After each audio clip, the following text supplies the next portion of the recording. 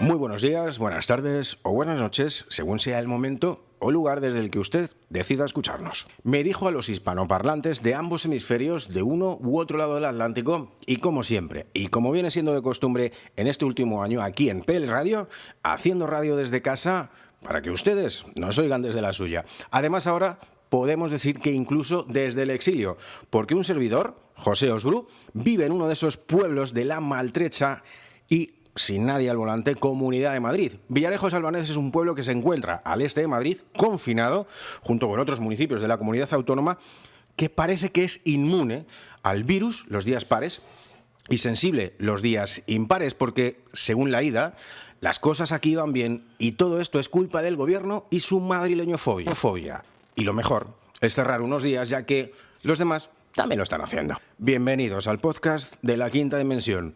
Lo hemos llamado en esta ocasión el fracaso del esfuerzo colectivo. Esfuerzo colectivo, entre comillas.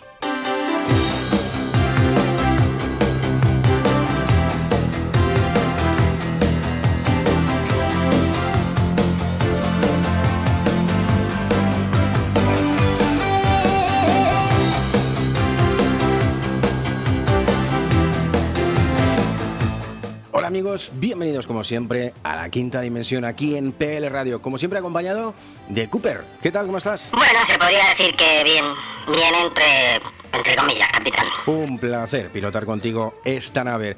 Hoy venimos para hablar del fracaso del esfuerzo colectivo, y esfuerzo colectivo lo entrecomillamos mucho porque lo que últimamente está pasando en nuestro país es el resultado de la incompetencia de unos y del esfuerzo, sí, colectivo, de muchos otros. Pero vamos a lo que hemos venido a hacer podcast, porque lamentablemente tenemos que deciros que, bueno, no sé si a lo mejor el término debería de ser lamentable, pero bueno, el caso es que el programa de esta casa, La Quinta Dimensión, pasa a convertirse en un podcast con una frecuencia de 15 días. Así que nos vamos a oír con menos frecuencia, pero con mucha intensidad. De eso estoy seguro. Hombre, capitán, por fin toma usted decisiones acertadas. No es que sea el futuro, es que es el presente. El podcast es una de las maneras más efectivas de comunicarse. Bueno, Cooper, ¿te parece si vamos a lo que hemos venido en este podcast de La Quinta Dimensión? Pues entre comillas le diría que con mucho gusto, capitán. De acuerdo. Pues venga, tú que eres tan eficiente, ¿qué tal si nos lees, por favor, buscas en tu base de datos el Boletín Oficial del Estado publicado el pasado 25 de octubre de este año? El pasado 25 de octubre, el domingo, el Boletín Oficial del Estado publicaba el Real Decreto 936/2020, por el que se declaraba el cuarto estado de alarma de la historia de la democracia. Entre sus muchas medidas destinadas a combatir la segunda ola de contagios, se incluía una que algunas comunidades ya habían aplicado: la limitación de las reuniones privadas a un máximo de 6 personas no convivientes. El texto dice así, aunque es de aplicación autonómica: la permanencia de grupos de personas en espacios de uso público, tanto cerrados como al aire libre, quedará condicionada a que no se supere el número máximo de 6 personas, salvo que se trate de convivientes, y sin perjuicio de las excepciones que se establezcan en relación a las dependencias, instalaciones y establecimientos abiertos al público. Gracias, Cooper. Pues bien, el día 25 de octubre, horas después de la publicación de este Boletín Oficial del Estado, en plena crisis sanitaria provocada por el coronavirus y los peores momentos económicos que se recuerdan en nuestro país, en torno al centenar de personas obviaron las obligaciones que horas antes se habían impuesto y que afectaban a toda la ciudadanía, y se lo saltaron a la torera como a ellos les gusta, en la capital de Madrid, en España.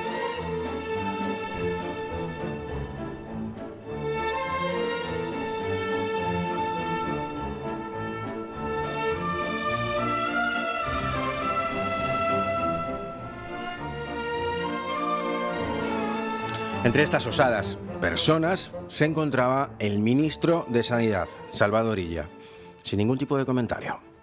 Con impunidad, sin vergüenza alguna y ante los ojos atónitos de la ciudadanía que sí respeta y se ve sometida a las prohibiciones que anuncia el Boletín Oficial del Estado, quienes imponen esas restricciones se las saltaron a cara descubierta, porque allí poca mascarilla se usó. Hemos visto fotos de Teodoro García Egea, el oportunista Eduardo Montesinos, Cuca Gamarra, quien hace poco sustituyó en el Congreso a la cotorra argentina, Gregorio Marañón, director del Teatro Real y consejero del Español, y también a la montapollos de Inés Arrimadas y su portavoz adjunto, Edmundo Val. Y cómo no, dando ejemplo de su ineptitud e incompetencia a la rebautizada, gracias a la nefasta gestión y su reiterada caradura, la ida, Isabel Díaz Ayuso. Pero los nombres políticos siguen, y en algunos casos fueron con consorte. José Luis Almeida, alcalde de Madrid, María Dolores Salgado, fiscal general del Estado, Pablo Casado, líder del Partido Popular, Juan Carlos Campo, ministro de Justicia, Antonio Huertas, presidente de Mafre, Emiliano García Paje, presidente de Castilla-La Mancha, o Fernando López Miras, presidente de Murcia, entre otros. Curiosamente, a quien no hemos visto sin mascarilla, supongo que porque es director del periódico, vamos a decir director entre comillas, ya que el exmarido de Ágata Ruiz de la Prada, y lo menciono así porque eso es lo máximo que ha conseguido este hombre, ser el ex de alguien decente, ya que destrozó y arruinó su trampolín a la fama, hundiendo al diario El Mundo en una ruina económica, tan rápidamente como se esfumó su matrimonio a raíz de un tanga, un cojón al aire y un escándalo en portada. Y aún así se atreve a los demás a darnos lecciones de periodismo.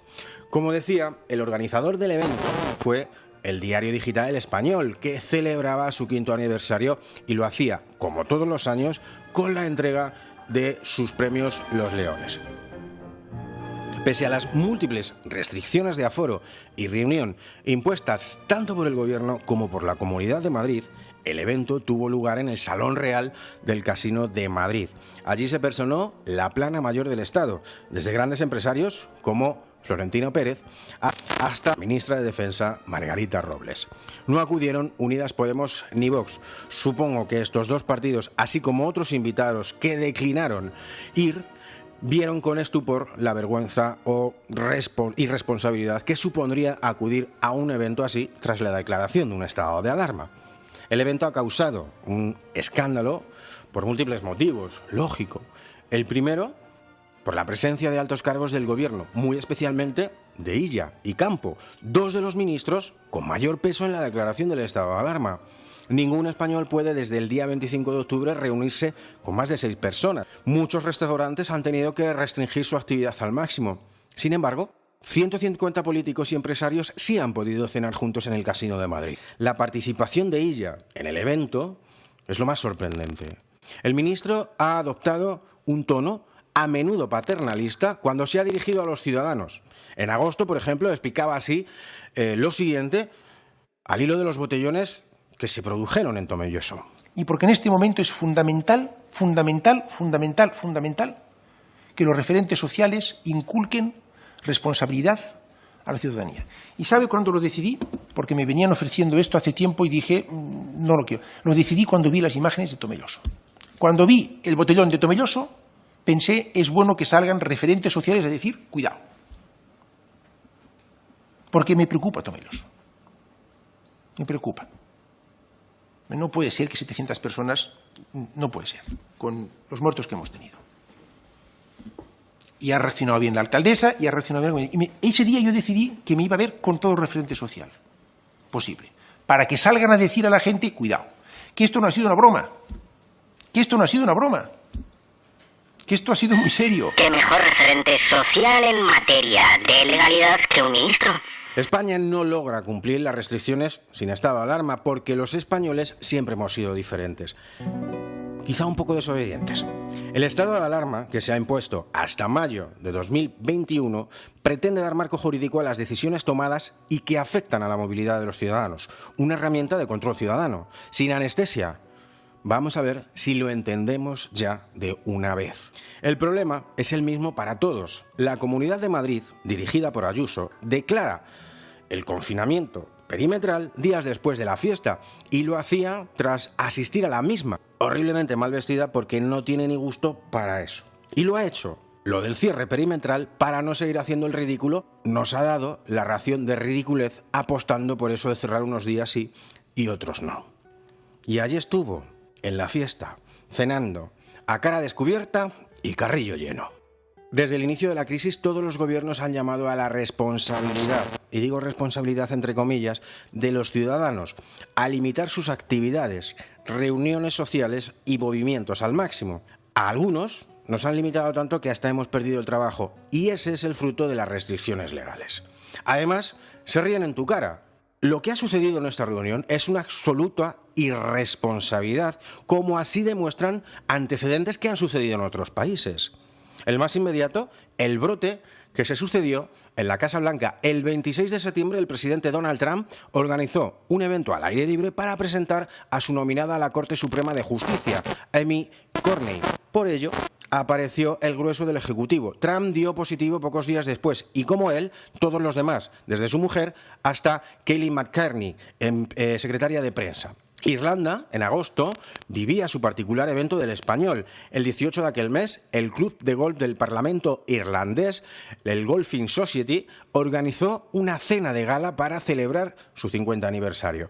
Por allí pasaron el ministro de Agricultura de Irlanda, Tara Callery, el comisario europeo de Comercio, Phil Hogan, y otras 80 personalidades.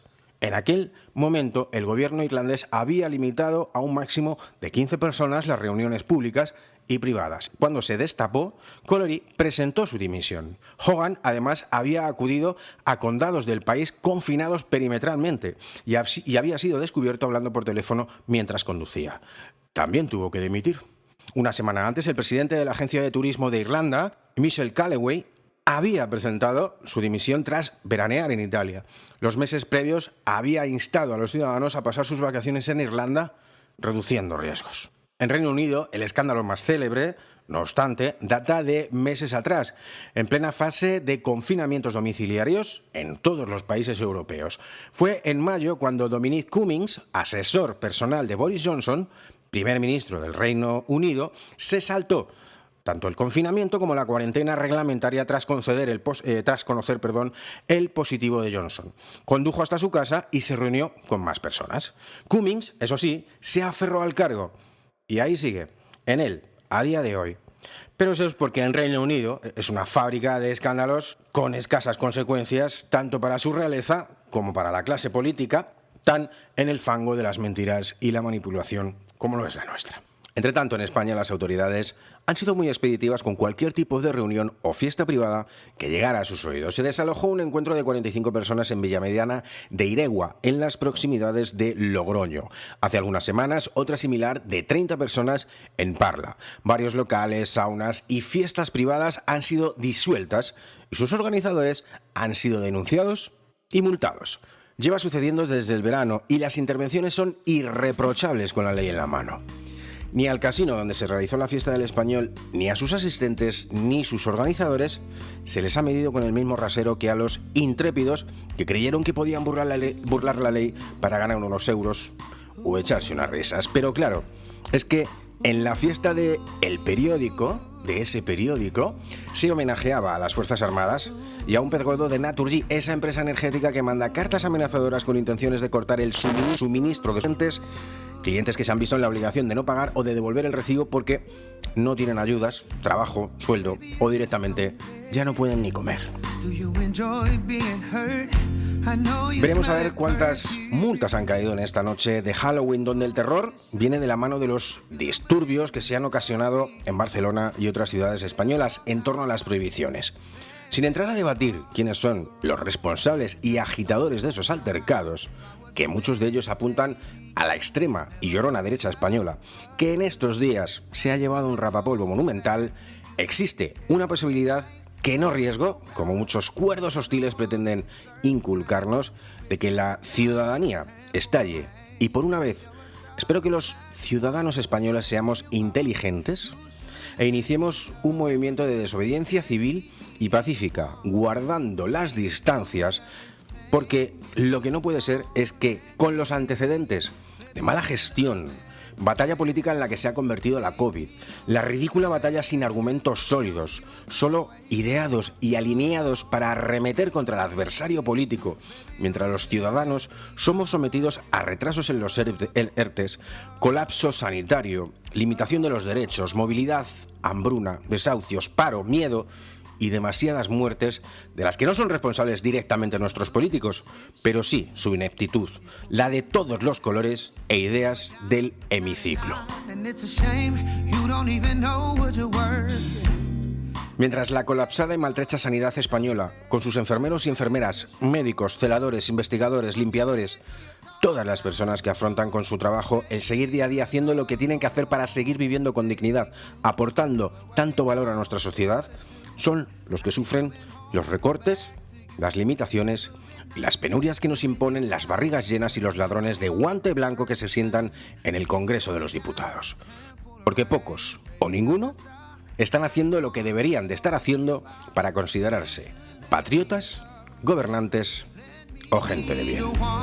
Vemos como en otros países de nuestro entorno han comenzado ya un segundo confinamiento, con ayudas, como hace Alemania, de hasta el 75% de la facturación del año anterior en el mismo mes a la hostelería, mientras que aquí vemos que la hostelería se hunde, y sabemos todos que es un pilar fundamental de la economía española. No veo yo al dueño de alguna cadena hotelera salir en televisión pidiendo socorro, pero sí hacemos espectáculo de un tonto a las 3 que, por eso de la España unida, decide abrir su local decorado con vírgenes, banderitas y autoproclamarse héroe. Las cosas no van a cambiar, al menos no de momento. Lo que se vislumbra a todas luces es que en breve nos van a confinar a todos, y seamos conscientes que cuanto más tiempo tarde en llegar esa decisión, más tiempo vamos a estar confinados. Gracias por escucharnos. Nos escuchamos en el próximo podcast de La Quinta Dimensión. Hasta entonces, queridos radioescuchas internautas, sed tremendamente felices. O al menos intentadlo.